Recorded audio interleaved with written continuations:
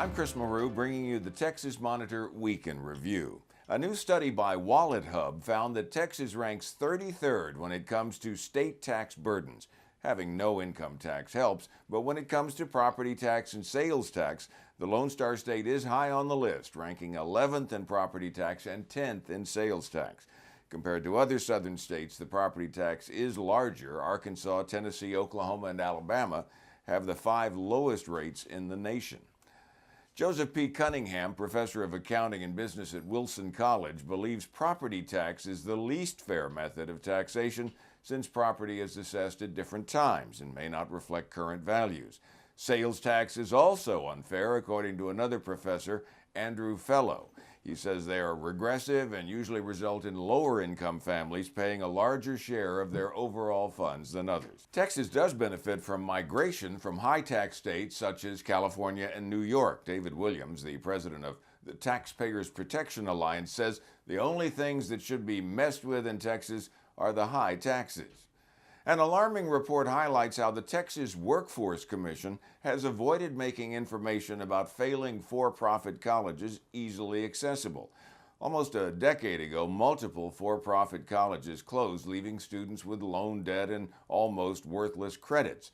The legislature passed a bill in 2015 requiring that the TWC report schools that have been penalized or closed. The effort was to warn students before enrolling in one of those programs. However, the Commission has yet to create an easy way to find any disciplinary action or enforcement actions against any career schools. Most of the information is hidden, difficult to use, and sometimes leads to dead ends.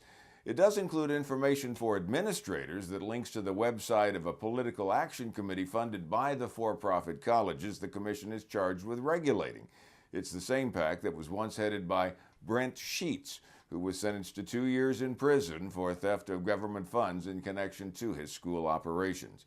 A watchdog group singled Texas out as a place where for-profit colleges can operate freely with little regulation.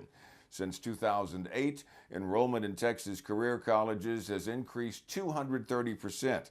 Since 2012, 57 of these colleges have ceased operations, including Career Point and Brightwood colleges, leaving many students with only instructions on how to get transcripts and maybe refunds. In an email to the Texas Monitor, a spokesperson let us know that 17 schools were assessed penalties for non-compliance, and each closed for reasons not related to regulatory issues, if that makes you feel any better. Austin Energy is buying back what was once the nation's largest biomass energy plant for $460 million after spending $128 million to build it and $54 million a year to operate it. The problem is, since 2012, it's only been used sparsely and remains fully staffed in case the power is needed.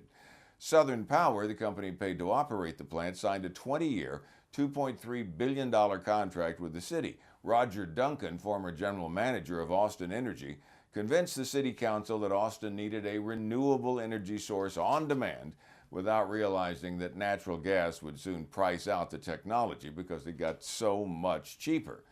The city of Austin paid $500,000 just in lawyers' fees to get out of the 2-decade-long contract. They'll end up saving $275 million by buying the unused plant, at least that's what they say.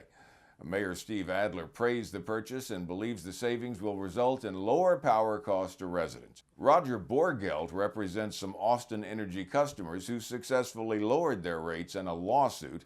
He said, "I hope they shut it down. If it's too expensive, they ought to take it offline so people aren't being paid to keep operating for no reason."